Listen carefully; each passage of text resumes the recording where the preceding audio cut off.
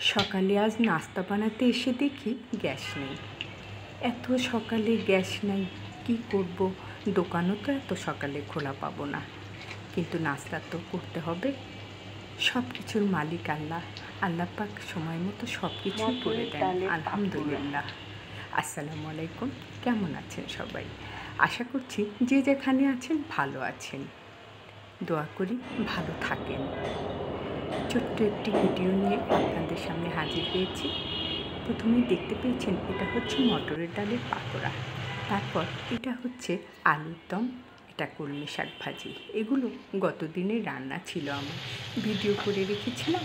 এটা আর এডিটও করতে পারিনি, আর আপনাদের সামনে তুলেও ধরতে পারিনি। ভাবলাম আজ যেহেতু গ্যাস নেই, এগুলো একটু সুন্দর মতো এডিট করে আপনাদের সঙ্গে একটু শেয়ার করি। নিশ্চয়ই আপনাদের ভালো লাগবে। এটা হচ্ছে সবজি, সব রকমের সবজি দিয়ে সেদিন সবজি করেছিলাম। আর এটা হচ্ছে ইলিশ মাছ আর লাউ। এটা তো খুব সুস্বাদু খাবার।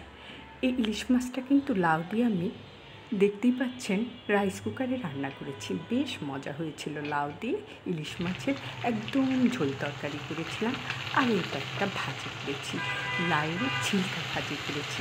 বেশ মজা লাগে কিন্তু এই ছিলকা ভাজি দিয়ে এক প্লেট ভাত খাওয়া হয়ে যায়, আলহামদুলিল্লাহ। এই তো আমার ছিলকা ভাজিটা হয়ে গেল। সবাই ভালো থাকবেন। আল্লাহ হাফেজ।